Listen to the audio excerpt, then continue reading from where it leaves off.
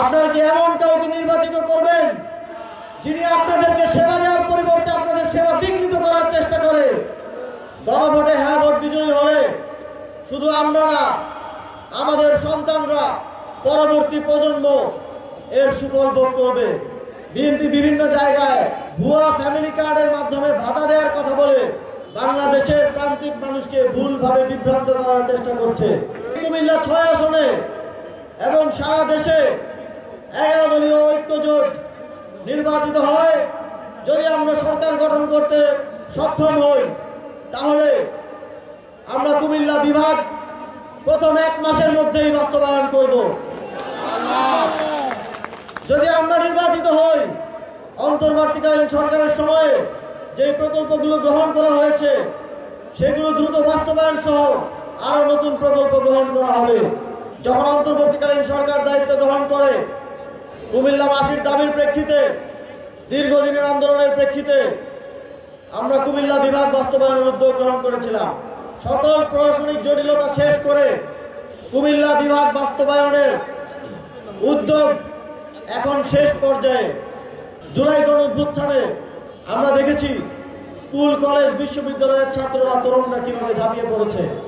কিন্তু দুঃখজনকভাবে আমাদের প্রতিদ্বন্দ্বী যারা নির্বাচনে অংশগ্রহণ করছেন, তাদের পক্ষ থেকে তরুণদেরকে পলিসিতে, তরুণদেরকে রাষ্ট্র গঠনে, বাংলাদেশ বিনির্মাণে অংশগ্রহণের ক্ষেত্রে তেমনভাবে অংশগ্রহণ করার সুযোগের কথা আমরা শুনতে পাই না। আমরা ইতিপূর্বেও দাবি জানিয়েছিলাম, এবারও আমরা আমাদের ইশতেহার হিসেবে ঘোষণা করতে চাই, পৃথিবীর বিভিন্ন দেশে যেভাবে 16 বছর বয়স থেকে তরুণদের ভোটাধিকার নিশ্চিত করা হয়, বাংলাদেশেও 11 দলীয় ঐক্যজোট নির্বাচিত হলে, এনসিপি নির্বাচিত হলে 16 বছর বয়স থেকে তরুণদের ভোটাধিকার নিশ্চিত করা হবে। আমরা রাষ্ট্র গঠনে, রাষ্ট্র বিনির্মাণে তরুণদের অংশগ্রহণ নিশ্চিত করতে চাই। তবে তাদেরকে আমরা আত্মনির্ভরশীল করে গড়ে তুলতে চাই, পরনির্ভরশীল হিসেবে গড়ে তুলতে চাই না। বিএনপি বিভিন্ন জায়গায় ভুয়া ফ্যামিলি কার্ডের মাধ্যমে ভাতা দেওয়ার কথা বলে বাংলাদেশের প্রান্তিক মানুষকে ভুলভাবে বিভ্রান্ত করার চেষ্টা করছে। আগামী 12ই ফেব্রুয়ারি বাংলাদেশের ইতিহাসে অত্যন্ত গুরুত্বপূর্ণ একটি দিন। সেদিন 2টি ব্যালট থাকবে, একটি সংসদ সদস্য পদপ্রার্থীর মার্কায় এবং দ্বিতীয়টি গণভোট। গণভোটে হ্যাঁ ভোট বিজয়ী হলে শুধু আমরা না, আমাদের সন্তানরা, পরবর্তী প্রজন্ম এর সুফল ভোগ করবে। আমি আমার একটা অভিজ্ঞতার কথা শেয়ার করতে চাই। আমি যখন স্থানীয় সরকার মন্ত্রণালয়ের দায়িত্ব পালন করছিলাম, কুমিল্লা সিটি কর্পোরেশনের নগর ভবন নির্মাণের জন্য একটি বরাদ্দ দেওয়া হয়েছিল। 125 কোটি টাকায় কুমিল্লা সিটি কর্পোরেশনের নগর ভবন নির্মাণ করার কথা ছিল। কিন্তু তখন এই প্রক্রিয়াকে বাধাগ্রস্ত করেছে যাকে আজকে ধানের শীষের প্রার্থী হিসেবে মনোনয়ন দেওয়া হয়েছে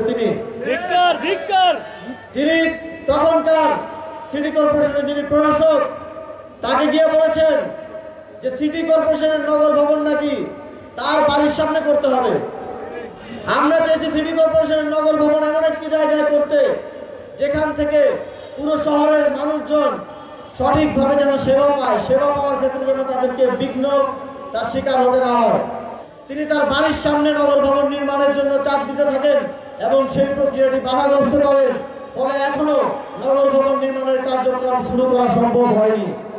আপনারা কি এমন কাউকে নির্বাচিত করবেন যিনি আপনাদেরকে সেবা দেওয়ার পরিবর্তে আপনাদের সেবা বিঘ্নিত করার চেষ্টা করে, যিনি আপনাদের বরাদ্দ এনে দেওয়ার পরিবর্তে যে বরাদ্দ দেওয়া হয়েছে সেটা বাস্তবায়নে বিঘ্ন সৃষ্টি করে?